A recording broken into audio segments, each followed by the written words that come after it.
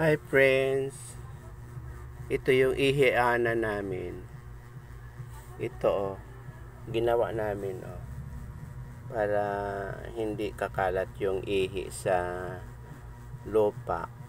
Ito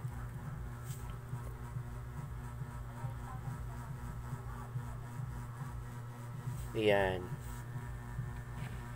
Yan Ito to sa ice cream to. Binutasan para maano yung ihi dito. Hindi siya Yan Yan. Yan. Ito yung ihanan namin. Yan. Takip para hindi mangamoy yung ihi. Ayan.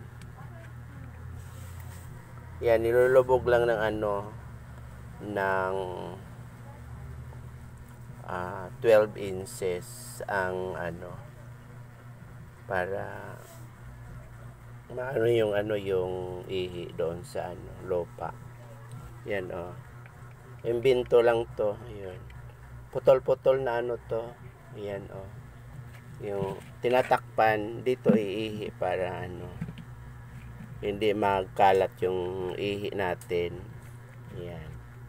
Yan nilulubog ng 12 inches. Yan.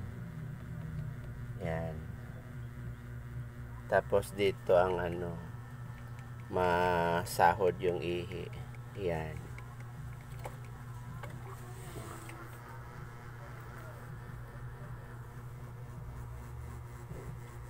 Yan. Maihian siya sa bagong imbento. Ihianan ng tao. Yan. Para hindi magkalat yung ihi sa lupa, para hindi mangamoy. Yan. Ito to sa ice cream. Yan, pwede gamitin butas-butasan yung yun. Yan.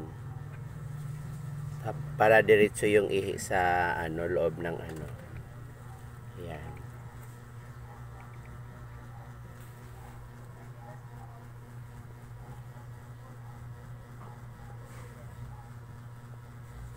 Yan. Maganda yan sa atin dito sa loob ng bahay. Yan. Para hindi magkalat ang amoy.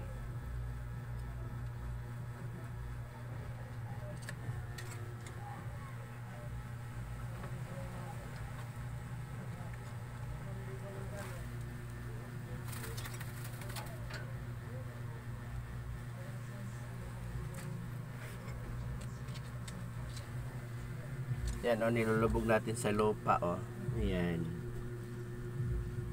Bale yung to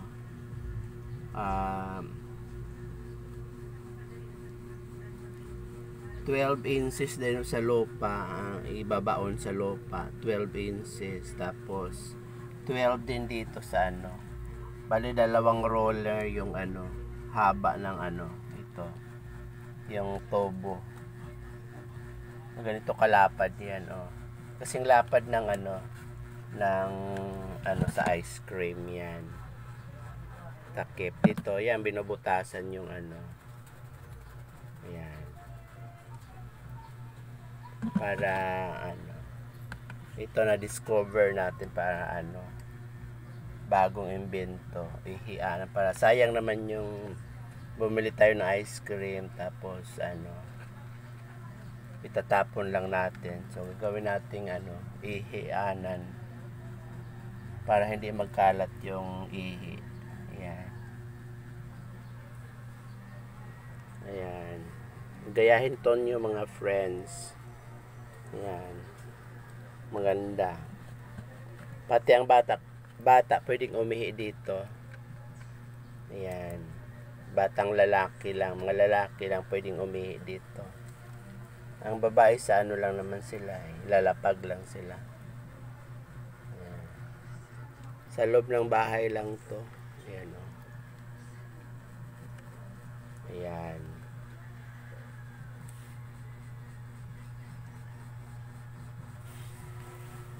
ihianan.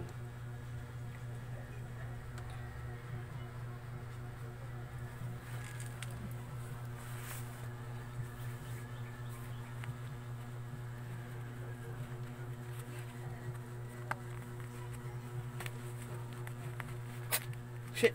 Puta ka, kabas.